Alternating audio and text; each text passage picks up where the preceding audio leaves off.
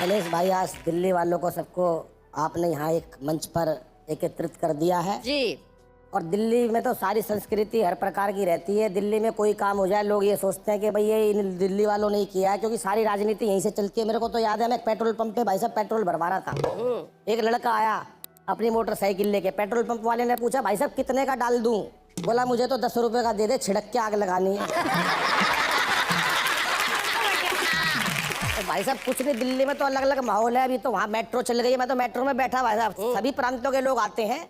तो एक ताऊ बैठा मेरे बराबर में, शैलेश जी, उसने मेरे से वैसे ही पूछ लिया, भाई बलबीर का है? हरियाणा में पूछते पिताजी के नाम से, भाई उसका है क्या? बोले भाई बलबीर का है। मैंने कहा नहीं जी बलबीर का कौन ही। पर ताऊ को कहाँ चैन, थोड़ी दूर ट्रेन और चली, फिर पूछने लगा भाई तू बलबीर का है? मैंने भी गुस्से में कह दिया हाँ बलबीर का हूँ। बोला भाई होगा पर लागता कौन है? हमारा देश तो ऋषि मुनियों का देश रहा। यहाँ की संस्कृति, यहाँ के संस्कारों, ऋषि मुनियों, बाबाओं, महात्माओं ने जो देश के लिए किया, मैं उनके चरणों में प्रणाम करता हूँ। लेकिन कहीं ना कहीं ऐसे आडंबरी बाबा भी आजकल आ गए हैं। मैं एक रचना बिल्कुल विशेष पढ़ता हूँ शैलेश भाई, पूरे देश को समर्पित करता हूँ। हाँ। और बाबाओं की बात भी भाई साहब बिल्कुल अलग है। वो एक बाबा एक के चला गया घर पे, बच्चा नया नया पैदा हुआ। बाबा बोला भाई इसकी रेखा माथे की बता रही है, बड़ी होकर झांसी की रानी बनेगी। अरे बोला बाबा ये तो छोरा है। बोला महाराणा प्रताप बन जाएगा। नए विषय से जोड़ता हूँ आपको कि एक मित्र ने पूछा यार क्या करूं, एक मित्र ने पूछा यार क्या करूं, आजकल काम में बहुत मंदा है। मैं बोला बाबा बन जा, कम लागत में सबसे अच्छा धंधा है। मैं बोला बाबा बन जा, कम लागत में सबसे अच्छा धंधा है। आज चाहे किसी के पास शोरूम है या कोई ढाबा है, इन सबसे ज्यादा मौज में बाबा है। मित्र बोला लेकिन यार एक बड़ी मुसीबत है, मैं तो शादीशुदा हूँ, ये बड़ी कठिनाई है। मैं बोला तू एक से घबरा गया, एक आधे बाबा की तो कई कई लुगाई। एक लंबा सा तिलक लगाकर दाढ़ी बढ़ा ले, फिर चाहे किसी को भी मूर्ख बना ले। एक लंबा सा तिलक लगाकर दाढ़ी बढ़ा ले, फिर चाहे किसी को भी मूर्ख बना ले। मित्र कहने लगा ये बात नहीं है यार, अभी 2 बाबे ही कल तिहाड़ जेल से छूटे हैं, 3 बाबे तो पब्लिक ने कल सरेआम कूटे हैं। मैं बोला यार जेल जाना आजकल कौन सा मुश्किल काम है? जेल जाना आजकल कौन सा मुश्किल काम है? वहाँ तो हर प्रकार की सुविधाएं और आराम है। वहाँ तो तुझे एक से एक VIP मिल जाएंगे। क्या बात है। 10-20 चेले तो तेरे जेल में ही बन जाएंगे। अब तो तू एक काम कर, कोई सा एक भगवान पकड़ ले, उसकी सारी कथाएं मुंह जवानी रट ले, 2-3 आरती और 4-5 संस्कृत के श्लोक याद कर लियो। क्या बात है। ढोलक मंजीरे वाले की जरूरत पड़े तो भाई मेरे को धर लियो। वैसे भी पब्लिक को तो आंख मूंद के केवल गर्दन हिलानी है, उन्हें नहीं पता कौन मूर्छित पड़ा है और बूटी किसको लानी है। क्या बात है। बहुत बढ़िया। उन्हें नहीं पता कौन मूर्छित पड़ा है और बूटी किसको लानी है। कई लोग तो केवल भंडारा खुलने की बाट में रहते हैं। एक आध ऐसे भी आते हैं जो अपनी पुरानी चप्पल बदलने की ताक में रहते हैं। मेरे को तो याद है एक मंच पर एक महिला ने बाबा से ऐसी प्रीत जोड़ी, भाई साहब 15 मिनट तक बाबा की पिंडी नहीं छोड़ी। चेले ने कहा बाबा इस पे कोई कृपा बरसा। बाबा बोला भाई पहले मेरी पिंडी तो छुड़वा।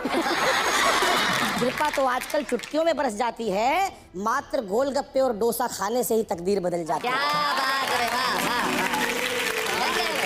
वैसे पब्लिक भी इन्हीं बातों में राजी है, क्योंकि किसी का फेवरेट समोसा है, किसी को पसंद पाव भाजी है। लेकिन इसका मतलब ये नहीं कि कोई कुछ भी खाएगा। इसका मतलब ये नहीं कि कोई कुछ भी खाएगा। आराम तो तुक दुक जी तभी पड़ेगा जब बाबा बताएगा। बिल्कुल सही। आराम तभी पड़ेगा जब बाबा बताएगा। तेरी यदि ये दुकानदारी चल गई तो फिर राजनीति में भाग्य आजमाना है।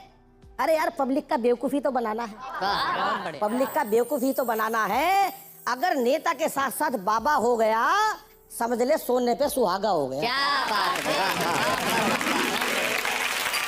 नेता के साथ यदि बाबा हो गया, समझ ले सोने पे सुहागा हो गया। क्योंकि आजकल भगवान की कथाएं महलों में ही रचती है। अरे झुग्गियों में कहीं भगवत कथाएं बसती हैं, झुग्गियों में कहीं भगवत कथाएं बसती हैं। और ये कथाकार लोग आजकल भगवान को अमीरों के यहाँ ही खिलाते हैं। हिलनी के बेर और सुदामा के तंदुल भगवान अब गरीबों के यहाँ कब खाते। क्या बात है। वाह वाह वाह। भगवान को तो 56 प्रकार के भोग लगाए जाते हैं।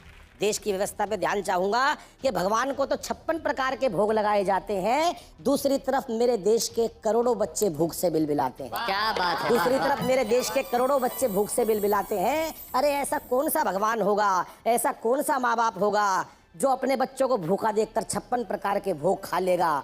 वो तो तभी प्रसन्न होगा जब एक भाई दूसरे भाई को प्रेम से गले लगा लेगा। वो तो तभी प्रसन्न होगा जब एक भाई दूसरे।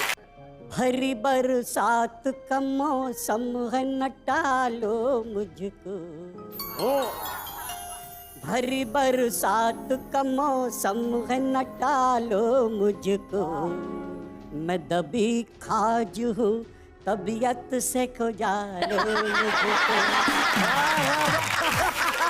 डैडी खंडा गए लेके तेरी मम्मी को। हाय हाय। डैडी खंडा गए लेके तेरी मम्मी को।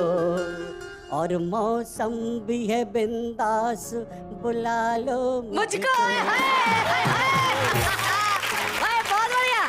आपने बूटे पे जिसके यह कुर्सी पाई, मैं हूँ जूता वो तबीयत से उछालो मुझको। बहुत बढ़िया। और इससे पहले कि उड़ा ले कोई छापे में मुझे। अच्छा, इससे पहले कि उड़ा ले कोई छापे में मुझे। उड़ा ले कोई छापे में मुझे। मैं कमाई हूँ हवाले की, चुरा लो मुझे। जो मैं फुटपाथ पे सोया तो कुचल जाऊंगा। जो मैं फुटपाथ पे सोया तो कुचल जाऊंगा। अपनी बाहों के ठिकानों में छिपा लो मुझे। हाय हाय हाय। क्या बात है। ये शकील मियाँ कुछ कहना चाहते हैं। आप फुटपाथ से उठेंगे, बाहों में जाएंगे, फुटपाथ पे आप एक दफा मरेंगे सर।